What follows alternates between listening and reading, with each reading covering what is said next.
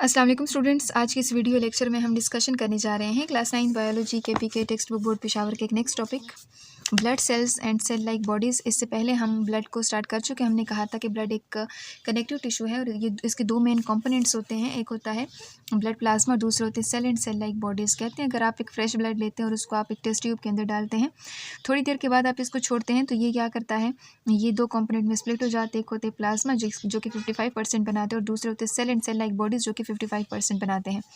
हमने कल प्लाज्मा की कंपोजिशन और उसकी जो इंपॉर्टेंस जो बहुत डिटेल में देखी थी, इसके जो वेरियस फंक्शंस थे वो भी देखे थे। आज हम cells and cell like bodies देखेंगे जो कि ब्लड का 45% जो है वो बनाता है। अब कहते हैं कि जो ब्लड के अंदर कुछ सेल्स होती है जैसे red blood cells and white blood cells, और कुछ होते हैं सेल लाइक बॉडीज़ होती है। सेल्स नहीं होती लेकिन सेल की तरह बॉडीज़ होती है, स्ट्रक्चर्स होती है, जिसको हम ब्लड प्लेटलेट्स कहते हैं। ये ब्लड का 45% ब्लड का वॉल्यूम बनाते हैं। ठीक है, तो यहाँ पर रेड ब्लड सेल्स सबसे पहले समझते हैं। रेड ब्लड सेल्स का दूसरा नाम एरिथ्रोसाइट्स हैं, जो कि आपसे एमसीक्यूज़ में पूछा जा सकता है कि रेड ब्लड सेल्स का दूसरा नाम एरिथ्रोसाइट्स। जैसे वाइट ब्लड सेल्स का ल्यूकोसाइट्स होगा ना, तो यहाँ पे एरिथ्रोसाइट्स आपसे पूछा जा सकता है। अभी जो रेड ब्लड सेल्स होते हैं इसको शॉर्ट फॉर्म में RBCS लिखते हैं। Red R for S, B for blood, C for cells and S for यानी ज़्यादा। ठीक है, अब कहते हैं ये सबसे ज़्यादा मिकदार में हमारी बॉडी के अंदर मौजूद सेल्स होते हैं।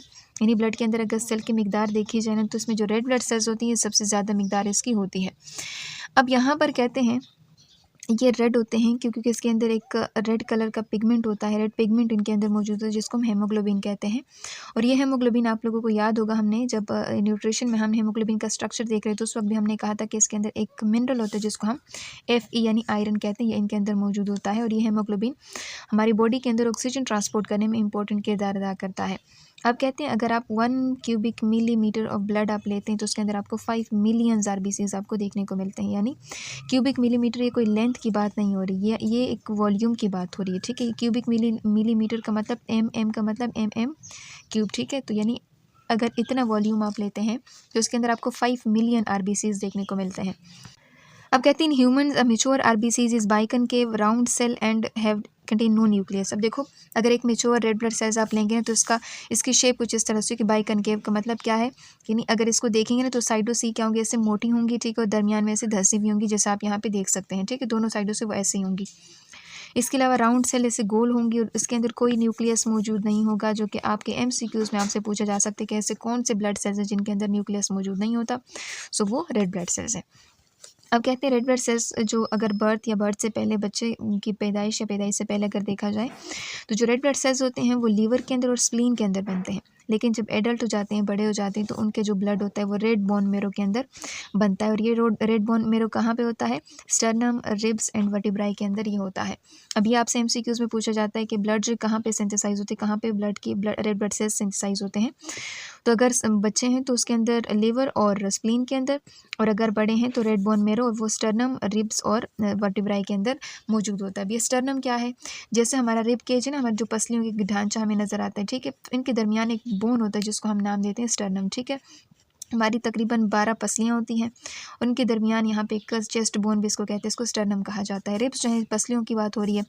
वर्टिब्राई अगर हम हमारे बैक पे देखते हैं ना तो हमारी ये रीढ़ की हड्डी होती है इस तरह से। ये रीढ़ की हड्डी के अंदर एक छोटे छोटे से कड़े टाइप होते हैं जिसको हम वर्टिब्राई कहते हैं, तो उनके अंदर भी ये बन सकता है। इसके अलावा कहते हैं अगर इसकी लाइफ देखी जाए तो 120 डेज़ एवरेज है, यानी ये 120 डेज़ के बाद ये स्प्लीन और लीवर इसको क्या कर देते हैं, इसको हटा देते हैं, इसकी डेथ काज कर देते हैं। यानी ये भी आपके MCQs के हवाले से ज़रूरी है कि आपको पता हो कि रेड ब्लड सेल्स की लाइफ कितनी है, 120 डेज़ है। और ये कहाँ पे ख़त्म होते हैं? ये लिवर और स्प्लीन के अंदर ख़त्म होते हैं। आपको याद होगा जब हम डाइजेस्टिव सिस्टम पढ़ रहे थे तो उस वक्त हमने कहा था कि लिवर एक केमिकल प्रोड्यूस करते हैं जिसको बाइल कहते हैं। बाइल आप लोगों ने देखा था, और बाइल के अंदर क्या होता है? ब्रेक डाउन प्रोडक्ट होता है रेड ब्लड सेल्स के अंदर मौजूद जो हेमोग्लोबिन होता है। तो वो चीज़ हमने डिस्कस की थी। अब यहाँ पे कहते हैं कि जो रेड ब्लड सेल्स होते हैं ये रेड हमें दिखाई देते हैं, क्यों? ये शॉर्ट क्वेश्चन आपसे पूछा जाता है कि रेड ब्लड सेल्स हमें रेड दिखाई देते हैं, रीज़न क्या है? तो रेड ब्लड सेल्स हमें रेड इसलिए दिखाई देते हैं क्योंकि इनके अंदर एक रेड कलर का प्रोटीन होता है जिसको हेमोग्लोबिन कहते हैं। और ये हेमोग्लोबिन जो होता है ये बहुत ज़्यादा मिकदार इसकी होती है।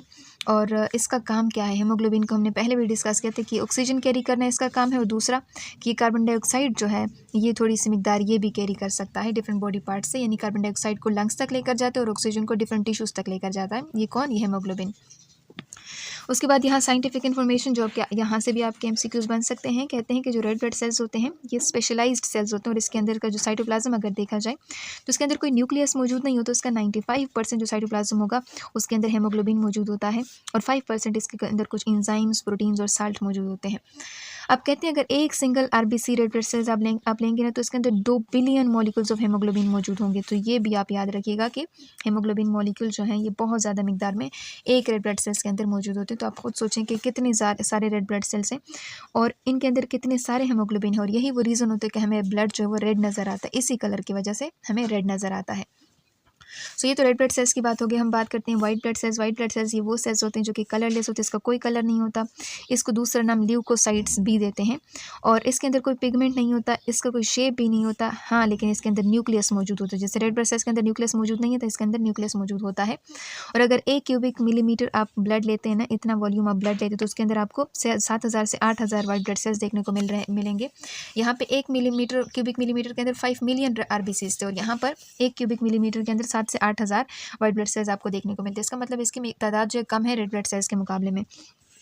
इसका लाइफ स्पेन आपसे पूछते हैं 7 घंटे से लेकर 3 दिन तक इसका लाइफ स्पेन हो सकता है। इसकी जो ज़िंदगी वो 7 घंटे से लेकर 3 दिन तक हो सकती है। अब कुछ जो लिम्फोसाइट्स हैं वो इससे ज़्यादा लंबा अरसे तक वो रह सकते हैं, लेकिन ज़्यादातर 7 से लेकर 3 दिन तक 7 घंटे से लेकर 3 दिन तक इसकी लाइफ होती है। जो वाइट ब्लड सेल्स होते हैं इसकी तादाद आमतौर पर इंक्रीज़ हो जाती है। अगर हमें कहीं हमारी बॉडी में कहीं इन्फेक्शन हो जाती है, कहीं बीमारी हो जाती है तो इसकी जो तादाद होती है बढ़ जाती है। और वाइट ब्लड सेल्स होते हैं ये बहुत जल्दी मर जाते हैं क्योंकि इसका काम जो है हमारी बॉडी की प्रोटेक्शन है और हमारी बॉडी को प्रोटेक्ट करने के लिए हमारे जिस्म के अंदर ये क्या करते हैं, मुख्तलिफ जरासीम के साथ लड़ते हैं और फिर ये जो डेड सेल्स होते हैं ये जमा हो जाते हैं एक जगह के ऊपर और फिर इसको हम नाम देते हैं पस, यानी जो इन्फेक्शन साइट होते हैं वो आपको वाइट से नज़र आते हैं। और इसके पीछे रीज़न क्या है, क्योंकि वाइट डेड सेल्स होते हैं, वाइट ब्लड सेल्स जो डेड होते हैं वहाँ पर आपको देखने को मिलते हैं। अब आगे कहते हैं कि जो 5 different types of white blood cells होते हैं इनमें से जो कहते हैं ये इंपॉर्टेंट पार्ट प्ले करते हैं इम्यून सिस्टम में, इम्यूनिटी को बेहतर बनाते हैं और हमारी बॉडी को वेरियस बीमारियों से बचाने में इंपॉर्टेंट किरदार अदा करते हैं। इसके अलावा कहते हैं ये सर्कुलेट करते हैं, घूम रहे होते हैं पूरी बॉडी के अंदर या उस एरिया के अंदर जहाँ पे इन्फेक्शन जो है वो डेवलप हो चुका है, कहीं पे प्रॉब्लम आ गई है तो ये उस एरिया तक उस एरिया की तरफ जाते हैं, वहाँ पे ट्रांसपोर्ट किए जाते हैं और जहाँ पे बीमारी हो चुकी है तो वहाँ पे बैठ जाते हैं। अब जहाँ पे कोई प्रॉब्लम आ चुकी है, बैक्टीरिया है वो अंदर आ चुका है, वायरस आ चुका है, तो या तो उसको खा लेते हैं, इनगल्फ कर लेते हैं या फिर वहाँ पर इन्फ्लेमेशन काज कर देते हैं, वो जगह सूज जाती है, फूल जाती है। इसके अलावा कुछ जो वाइट ब्लड सेल्स होती हैं एंटीबॉडीज़ भी बनाते हैं। एंटीबॉडीज़ क्या होती हैं, ये वो प्रोटीन्स होती हैं एक तरह से जो क्या करती हैं पैथोजन के खिलाफ, जो डिजीज़ काजिंग और एजेंट्स होते हैं उनके खिलाफ क्या करते हैं, एक्शन करते हैं, काम करते हैं। अब साइंटिफिक इन्फॉर्मेशन आपको बताते हैं कि अगर हम थाउजेंड्स ऑफ जर्म्स जो है वो डेली इंजेस्ट करते हैं, माउथ के ज़रिए लेते हैं, नोज़ के ज़रिए लेते हैं, लेकिन फिर भी हम हेल्दी रहते हैं, हम सेहतमंद रहते हैं। रीज़न क्या है, तो हमें शुक्रिया अदा करना चाहिए वाइट ब्लड सेल्स का, क्योंकि ये जितने भी डिजीज़ कैरिंग एजेंट्स होते हैं ये उसको इंगल्फ कर लेते हैं, खा लेते हैं और उसको डिस्ट्रॉय कर लेते हैं, फिर वो हमें नुकसान नहीं पहुंचा सकते। अब जब ये कहते हैं ये in this effort they them selves also destroyed. अब देखो ये उनको अगर डिस्ट्रॉय करें तो वो खुद भी डिस्ट्रॉय हो जाते हैं। कहते हैं जब तक हमारा इम्यून सिस्टम स्ट्रॉन्ग है, उसके साथ लड़ता है, तब तक हमारी बॉडी के अंदर कोई बीमारी हमें स्टार्ट नहीं होती, डिजीज़ हमें नहीं लगती। लेकिन जब हमारा इम्यून सिस्टम कमज़ोर हो जाता है और जरासीम कामयाब हो जाते हैं, फिर जाके हमें बीमारी जो होती है वो होती है। अब कहते हैं ये जो प्लेटलेट्स होते हैं ये इसको हम थ्रोम्बोसाइट्स, थर्ड जो टाइप है जो कि सेल लाइक स्ट्रक्चर्स होती है इसको प्लेटलेट्स कहा जाता है, इसको थ्रोम्बोसाइट्स भी कहते हैं। ये दूसरा नाम इसको थ्रोम्बोसाइट्स दिया जाता है।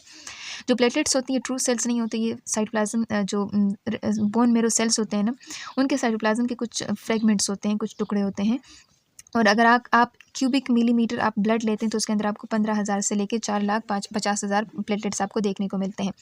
यानी वहाँ पे रेड ब्लड सेल्स की तादाद 5 मिलियन थी और यहाँ पे आप देख सकते हैं इतनी तादाद कम है, यानी वाइट ब्लड सेल्स के मुकाबले में थोड़ी ज़्यादा है लेकिन रेड ब्लड सेल्स के मुकाबले में कम है। लाइफ स्पेन आपसे पूछा जाता है एमसीक्यूज़ में, वो 7 से लेकर 12 दिन होता है, ठीक है। इसके अलावा कहते हैं जो प्लेटलेट्स होती है ब्लड क्लॉटिंग में इंपॉर्टेंट किरदार अदा करते हैं। कहते हैं जो ब्लड वेसल्स होते हैं जब वो डैमेज हो जाती है, कहीं पे कट लग जाता है, फिर क्या होते हैं ये जो ब्लड होता है ये वहाँ से बाहर निकलना शुरू हो जाता है, फिर ये उस एरिया के आसपास क्या हो जाते हैं, जमा हो जाते हैं ये देखिए ब्लड बाहर निकल रहा है, तो ये देखिए प्लेटलेट्स जो होते हैं इस एरिया के आसपास जमा हो जाते हैं। जब ये जमा होते हैं तो ब्लड प्लाज्मा से केमिकल जो होते हैं वो दे रिलीज अ सब्सटेंस, ये क्या करते हैं, एक केमिकल सिक्रीट करते हैं जो कि ब्लड के अंदर जो प्लाज्मा है उनके अंदर एक प्रोटीन होता है जिसको फाइब्रिनोजन कहते हैं। ये फाइब्रिनोजन को एक थ्रेड लाइक स्ट्रक्चर के अंदर कन्वर्ट कर देते हैं, ठीक है, जिसको हम इंसॉल्युबल फाइब्रिन कहते हैं। और ये एक मैश लाइक, एक नेटवर्क लाइक स्ट्रक्चर जो होते हैं इस जख्म के इर्द गिर्द बना लेते हैं। और यही वो रीज़न होता है कि ब्लड जो होते हैं फिर ब्लड के सेल्स उधर ही रुक जाते हैं और वो बाहर नहीं जा पाते, और इसी वजह से जो हमारा ज़ख्म होते हैं वहाँ पे हमारे बॉडी से ब्लड जो वो ज़्यादातर ज़ाया नहीं होता। तो ये हमने ब्लड के वेरियस सेल्स देखे। सबसे पहले हमने सेल देखे रेड ब्लड सेल्स जिसको एरिथ्रोसाइट्स कहा जाता है। इसके ये रेड कलर के होते हैं। इसके अंदर अगर 1 क्यूबिक मिलीमीटर ब्लड लेते हैं तो उसके अंदर आपको 5 मिलियन RBCs देखने को मिलते हैं। इसके अंदर कोई न्यूक्लियस नहीं होता। ये बच्चों के अंदर लिवर और स्प्लीन के अंदर ये प्रिपेयर होते हैं, सिंथेसाइज होते हैं, तैयार होते हैं। लेकिन अगर आप एडल्ट्स में देखेंगे तो स्टर्नम जो रेड बोन में होता है, जैसे स्टर्नम है, रिब्स और वर्टिब्राई के अंदर ये सिंथेसाइज होते हैं। 120 दिन इसकी लाइफ होती है और लिवर और स्प्लीन के अंदर ये आगे जाके डिस्ट्रॉय होते हैं। और ये रेड हमें इसलिए नज़र आती है क्योंकि इसके अंदर एक प्रोटीन होता है जिसको हेमोग्लोबिन कहते हैं, उसकी वजह से हमें रेड नज़र आते हैं। अगर एक रेड ब्लड सेल आप लेते हैं तो इसके अंदर 95% इसके अंदर हेमोग्लोबिन होता है, 5% इसके अंदर बाकी सब्सटेंसेज होंगी। वाइट ब्लड सेल्स को ल्यूकोसाइट कहते हैं और ये इसके अंदर न्यूक्लियस मौजूद होगा। 7,000 से लेकर 8,000 तक ये 1 क्यूबिक मिलीमीटर में ब्लड के अंदर मौजूद होंगे। 7 घंटे से लेकर 3 दिन तक इसकी लाइफ होती है। और कुछ लिम्फोसाइट्स हैं वो ज़्यादा देर तक भी स्टे कर सकते हैं।